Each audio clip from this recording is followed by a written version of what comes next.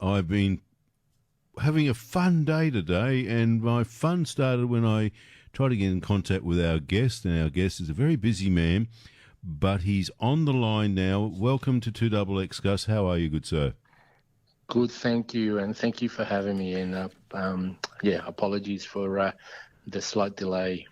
Look, it is not a problem. In community radio, getting on the air and getting things right is a challenge, and being not only the announcer, the sound recordist, the technician, the researcher, and every other job you can think of to make certain that we get aware and we have an interesting program, it's all good fun. But look, thank you very much for joining us today. Now, we're going to do this cold because I saw an email from the station manager, and it was about the Stroke Foundation, Australian Stroke Foundation, and I said, well, that sounds like a very important topic to talk about and to give that organisation the opportunity to get onto our program on our Wednesday time slot. So, Gus, I don't know very much about the foundation, so would you like to fill me in? And also what events have been occurring or are planned to be put in place in coming months? Yeah, so start off by saying a big thank you to the radio for giving a little bit of airtime to the Stroke Foundation. We are an organisation. I'm one of the ambassadors for the Canberra region, and it is an organisation that aims to create awareness around stroke, so that the community in itself actually has the ability to identify when possibly the initiations of a potential stroke happens. And through that awareness, what we talk about is things like the recognition of the FAST system, that's F-A-S-T. And what basically it stands for is recognizing the attributes of face. When we start to have a stroke, the things that we actually notice most regularly are activities around the face where the face starts to droop. So that's one of the first steps. The other is actually the arms. It's very common for someone that's actually having a stroke symptom to lose sensitivity, even mobility to the arm region. And also speech. You start to slur and your speech does not make sense. And as you go through on a personal level, the knowledge of these things are happening. When you put them all together, it creates a whole lot of anguish, because it means that not only can you not use your limbs, you're not able to communicate, and your face droops and you can feel it. So the awarenesses are all around recognizing, especially family members at work, in the community, or in a sports event. Strokes can happen at any time to anyone. It's not singularly at the elderly, middle-aged. It can happen to young kids. It can happen to teenagers. So recognizing those three elements then triggers time for a stroke recovery or a potential stroke recovery or improvement. The recovery opportunities is of the essence. So as soon as you see any of those identifiable elements, what we're asking the community is to call 000, get an ambulance out there. It is very critical to actually get a response as quickly as possible. Or worldwide, it is recognized that the first 4 hours of the stroke and getting attention to those in the first 4 hours is the one that gives you the greatest opportunity to create a better recovery option. And Gus, I was talking to someone recently about breast cancer, and they were able to quote significant numbers of fatalities associated with breast cancer each year.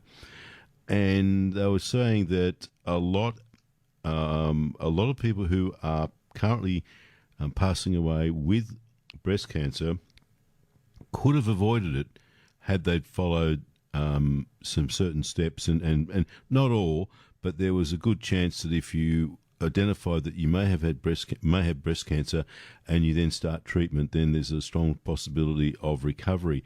When you're talking about strokes, how many has the organisation collected the level of data that would give an indication of how many souls are lost due to strokes each year, or we haven't been catching that? Well, we have numbers, and we are running in a community Australia-wide that is living with almost in the thousands of people that actually have stroke, and there are hundreds of individuals in Australia that are having strokes on a daily basis. We're looking at numbers in the vicinity of about 10, if I recall correctly, every hour in Australia. So that's a huge number. That number can be reduced, and like you said, with the cancer scenario, it can be reduced by taking some precautionary measures. And one of the things that we actually, pledge with the community is actually to exercise and look at your individual lifestyle, and go out and move. Moving, exercising does a wonder to our bodies, as we all know, not only around weight loss, but for stroke, it is an enhancer in the ability to be more resilient. We also are asking the community if you can avoid smoking altogether, reducing your alcohol intake. We're not saying stop it, sometimes it's not possible, but reduce your alcohol intake. Do regular blood checks when you blood pressure checks when you go to your doctor. The blood pressure is also an indicator of something that may actually not be looking well. So really, a lifestyle change is one of those things that can greatly enhance the ability to reduce the chance of a stroke. And also, if you do happen to be unfortunate enough to have one, your health measures could actually potentially be the ones that actually create a lesser impact. During the month of November, we've actually been holding a Move Month. So this month is all about promoting community to go out and move and clock up some exercise minutes, whether it be running or whether it be walking or walking the dog or going to the park, but just getting out and being active.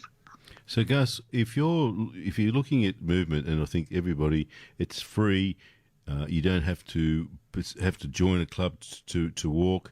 And within Canberra, now that the magpies have gone, of course, it's a fairly safe. It is a very safe place to be able to walk around Canberra, and there's some beautiful bike paths. If you're looking at walking, what you're looking at, just casual walking, brisk walking, or the old cardio walk where you walk fast and then slow down, or what is the sort of regime that you are suggesting that people could take up with and enjoy the beautiful climate and our landscape out in Canberra? Look, we are absolutely blessed here in Canberra, not only because we've got the parks, we've got the very open air community that we live in, we've got the bushlands, and the exercise is really relative to your own individual health and their activities that you do. I wouldn't recommend someone that's been very lethargic over the winter break to go out and do 5-kilometre runs, right? But so go out for a walk, just a casual walk. Try to do 20 minutes, half an hour. If you actually are used to walking, maybe put a little bit of a pace and imagine that you're chasing, the dog down the Lake Burley Griffin. So it all is relative to your individual, stamina and health performance. But getting out and moving definitely is an improvement. And then being careful with, the foods that you take, right? Not a lot of salt. Salt actually increases your opportunity for high blood pressure, and that's not a good thing for strokes. So it really goes to a lifestyle change if that's not where you are at today. And Gus, what is planned for the year 2023 for the foundation? You got major events planned for next year, or what's the schedule? So we regularly run moving events. We participate in the Canberra Marathon. We promote the foundation at almost every running and fun festival that we have as a means of getting people out into the community and moving along. We actually work very closely with the health system. In fact, we've been working together with the health system in Canberra and helping to promote remote access to doctors and professionals to actually get diagnosis and get teleservice. We, like I said before, and I'll say it again, we are blessed in Canberra. We have two of the top hospitals that have been nationally recognised as far as top stroke units and unit response, being Calvary and Canberra Hospital.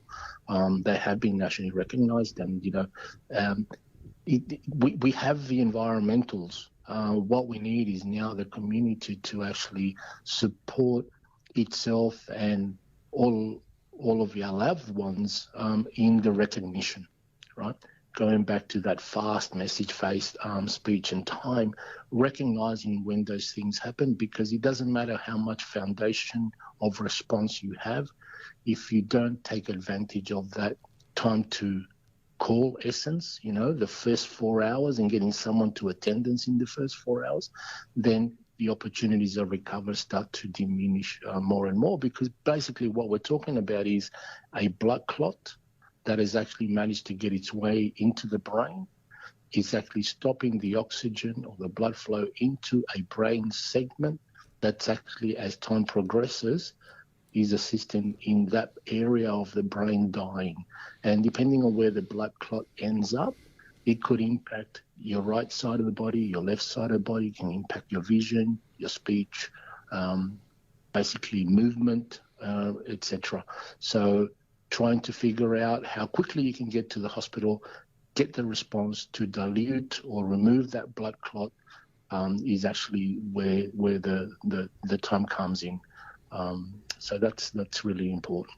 So, Gus, finally, if anybody wants to find any more information about the foundation or any guides, is there a web page that they could go to ascertain and gain more information? Absolutely. The Stroke Foundation website on the internet, obviously, strokefoundation.org, I think it is, if I get it correct, because I'm actually not looking at it at the moment. That's so good. So I think if people did a search on their usual search engine and look for the Australian Stroke Foundation, I think they'll be taken direct to there. Well, thank you, good sir, for your time today. And I think the message there is observation, quick response, and finally get out, exercise, and enjoy this beautiful planet that we're on. It'll always be good for you, and it'll make you healthy. I think that's the sort of message you're after. Absolutely, and like you said, right, the make-pays have gone away now, and it's beautiful weather coming up to summer, and we've got a beautiful Canberra state to actually be out there to be searched and investigated. So get out and look to see what you can find in Canberra. Thank you, and that'll help you move. That is it, sir. Thank you very much for your time today.